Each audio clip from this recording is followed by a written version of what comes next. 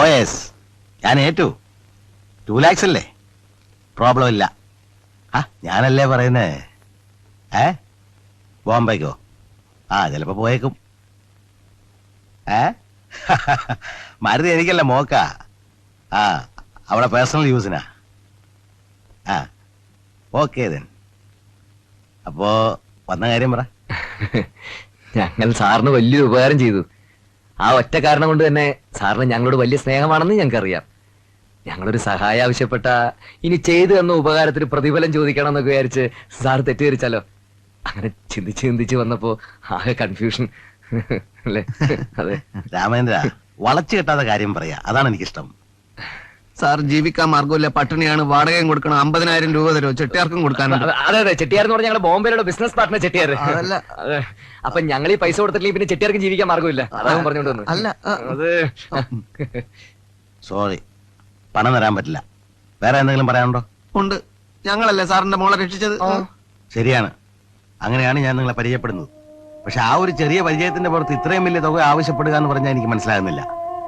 ആ അപകടപ്പെടുത്തൽ നിങ്ങൾ പ്ലാൻ ചെയ്ത ഒരു നാടകമാണോ എന്ന് പോലും എനിക്ക് സംശയം തോന്നുന്നു. സാർ, ദൈവദോഷം പറയരുത്. 2 ചെറുപ്പക്കാർക്ക് ജീവിതത്തിൽ ഒരു ആവശ്യം വന്നപ്പോ അതിനിങ്ങനെ കൈനീട്ട് നടക്കല്ല വേണ്ടത്, അധ്വാനിക്കണം. 2 പേർക്ക് നല്ല ആരോഗ്യമുണ്ടല്ലോ, കൂലി വില ചെയ്തൂടെ? രാമേന്ദ്ര, നമുക്ക് പോവാം. തൽക്കാലത്തേക്ക് കുറച്ചെങ്കിലും അഡ്ജസ്റ്റ് ചെയ്യാൻ. പണത്തിന്റേത് ഒഴിച്ച് ബാക്കി എന്ത് അഡ്ജസ്റ്റ്മെന്റ് ഞാൻ ചെയ്യാം. പട്ടിണി കിടന്ന് വിശപ്പ് സഹിക്കാൻ പാടില്ലാതെ നരയിക്കുമ്പോ വല്ലപ്പോഴും ഇങ്ങോട്ട് വന്നോളൂ, ഒരു നേരത്തെ കഞ്ഞി ഞാൻ തരാം. അപ്പൊ ഇറങ്ങല്ലേ? അപ്പൊ ഇനി ഞങ്ങൾ മോളെ രക്ഷിക്കും.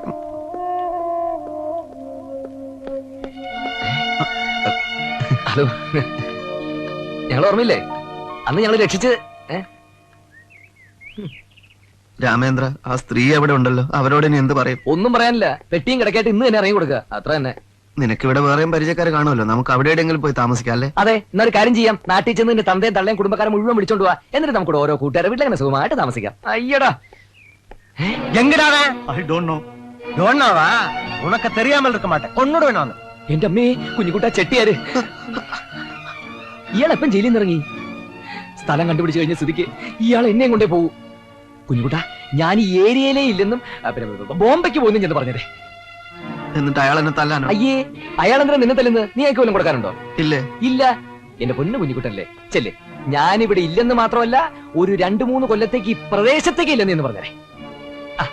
അയാൾ എന്നെ ഉപദ്രവിക്കോ? അയ്യേ കുഞ്ഞുകുട്ട, നിനക്ക് ഞാനില്ലേ? ഉണ്ടോ? ചെല്ലേ.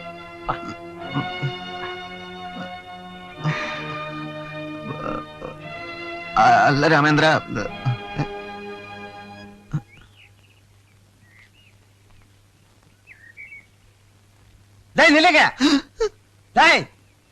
யாரடா அவன்? அந்த ஃப்ராட் ஃப்ரெண்ட் தானே? ஆமாங்க. புடிங்கடா அவனை.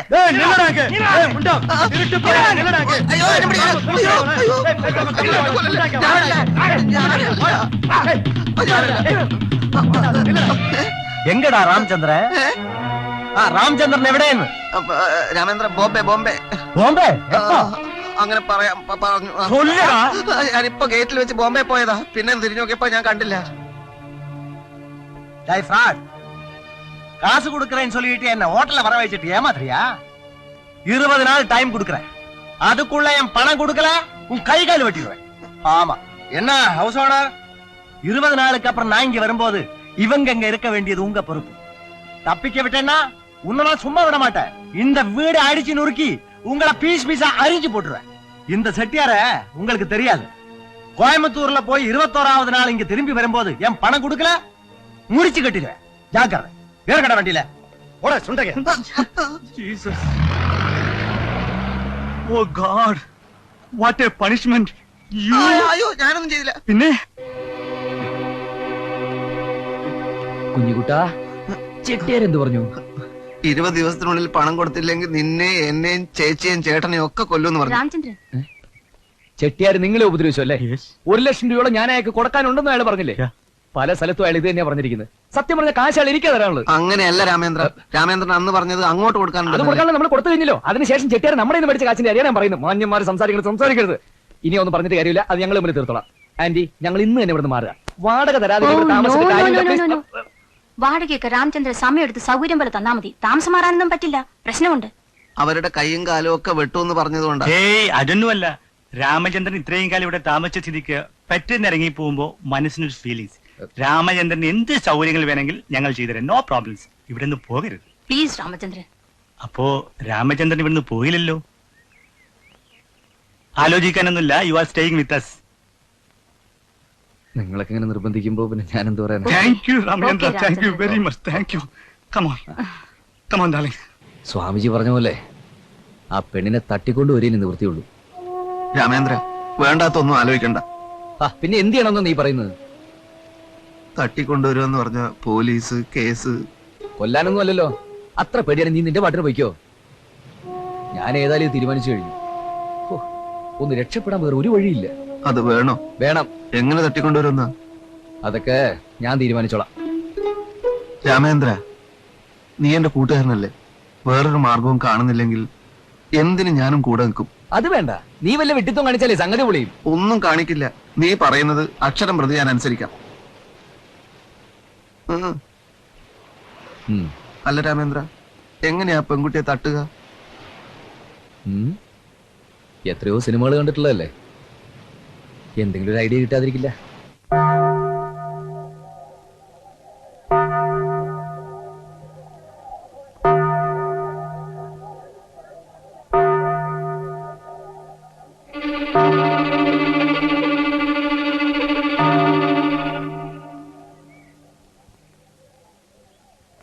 അതാ വന്നുകൊണ്ടിരിക്കുകയാണ് രാമേന്ദ്ര.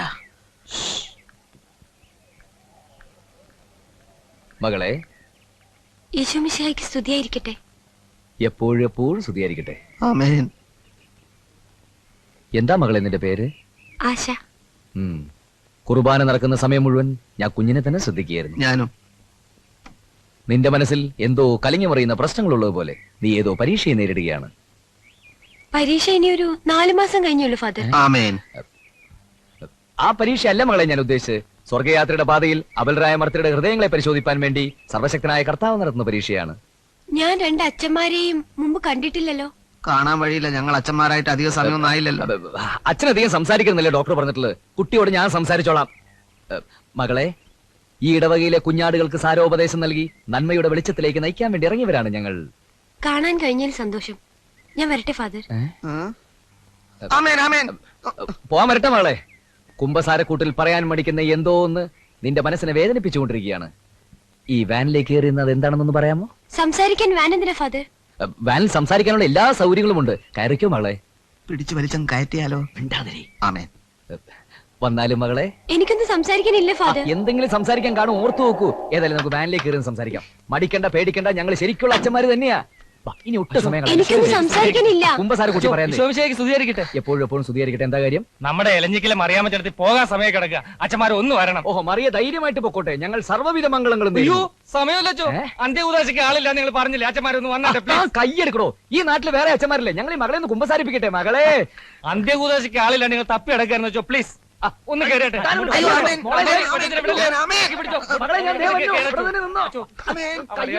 എന്താ ഉണ്ടാവോ? കഷ്ടമത് മനുഷ്യനെ എന്തോ നോക്കി വണ്ടി എടുക്ക. അയ്യോ,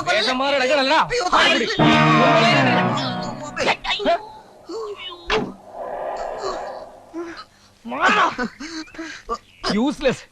തൃപ്തിയായില്ലടാ നിനക്ക്? നിന്നെ അങ്ങോട്ട് കെട്ടിയെടുത്ത് തൊട്ട് എനിക്ക് പ്രശ്നങ്ങളാ. അവരെന്തിനാ നമ്മളെ തല്ലിയത്? ഓ, കൊല്ലാതെ വിട്ടത് ഭാഗ്യം. എടാ, ഒരു പള്ളിയിൽ അച്ഛൻ വെച്ചാ ആരാ? ക്രിസ്ത്യാനി. കാറിലിരുന്നോണ്ട് നീ ഗുരുവായൂരപ്പനെ വിളിക്കാൻ പോയത് എന്തിനാടാ? നിന്നെ ചുടാനോ? എടാ, ഈ ക്രിസ്ത്യാനി ഗുരുവായൂരപ്പനും തമ്മിൽ വല്ല ബന്ധമുണ്ടോടാ? വിഡി. ഓ, അങ്ങനെ ചില പ്രശ്നങ്ങൾ ഉണ്ടായിരുന്നു അല്ലേ? ഞാനിനി 2 കൽപ്പിച്ചിറങ്ങാൻ പോവാ. ഞാനും. അയ്യ, ഇനി നിന്നെ അങ്ങോട്ട് പരിപാടിക്ക് ഞാനില്ല. അങ്ങനെ പറയല്ലേ രാമേന്ദ്ര. നമ്മൾ ഒരുമിച്ച് നീക്കിക്കൊണ്ടിരിക്കുന്ന ഒരു പ്രസ്ഥാനല്ലേ. ഇനി നീ പറയാതെ 1 ഇഞ്ച് ഞാൻ മുന്നോട്ട് നീങ്ങില്ല. ഉറപ്പാണോ? സത്യം. അടുത്ത ശ്രമത്തിൽ എങ്ങനെയെങ്കിലും വിജയിച്ചേ പറ്റൂ. വളരെ ബഹൃത്തും തന്ത്രപൂർവമായ ഒരു നീക്കമാണ് ഞാൻ നടത്താൻ പോകുന്നത്. ഈശ്വരോ രക്ഷ.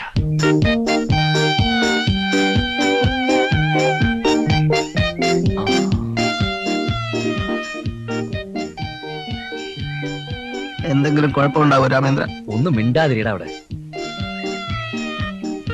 ഈ വലയെ കുടുങ്ങോ? ശരിക്കും പിടിച്ചോണം നീ ഇത്. ഇനിയിപ്പോ എങ്ങനെയാ താഴോട്ടിറങ്ങ? എങ്ങനെ കയറിയത് അതുപോലെ ഇറങ്ങണം. ശരിക്കും പിടിച്ചോളാം രാമേന്ദ്രൻ. ശരിക്കിട്ടില്ലെങ്കിൽ ഒന്നും അറിയില്ല. വിട്ടോ.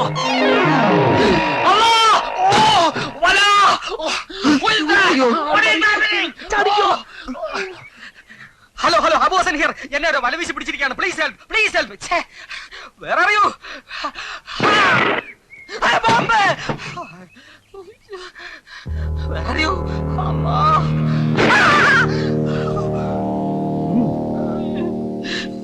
അല്ലാ.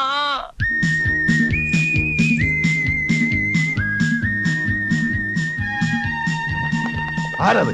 സാർ സാർ അവര് ഭയങ്കരന്മാരാണ് സാർ. ആര്? ആ കടുക്കനിട്ട റെഡ് ഇന്ത്യൻ സംഘം. ഞങ്ങൾ അത്ഭുതകരമായ കാഴ്ച കണ്ടാണ് സാർ വരുന്നത്.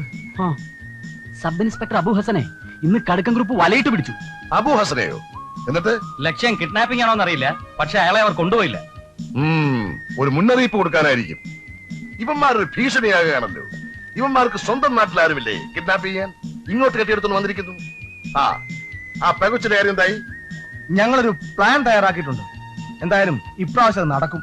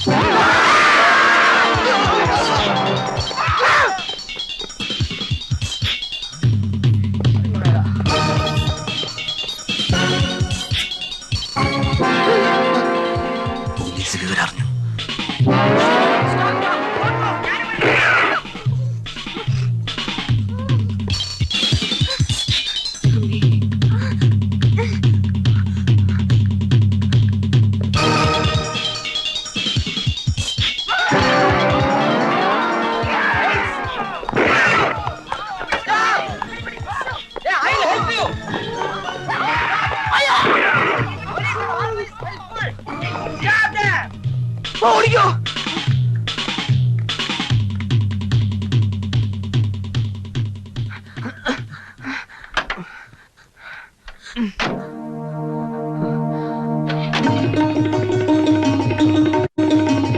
രാമേന്ദ്രൻ, നമ്മൾ തേടിയ വള്ളി.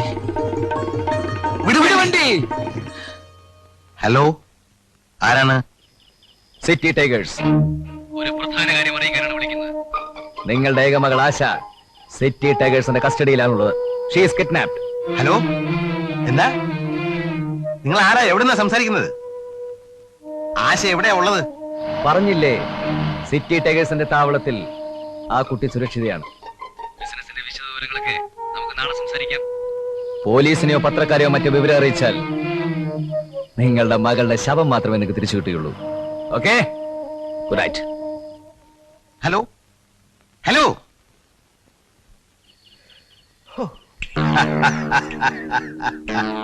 Swamiji, well done. നിന്റെ ആഗ്രഹം പോലെ തന്നെ കാര്യങ്ങൾ നടന്നു. പ്രതിബന്ധങ്ങൾ നീങ്ങി തുടങ്ങി. വിജയം എന്നും MRCയുടേത് മാത്രം.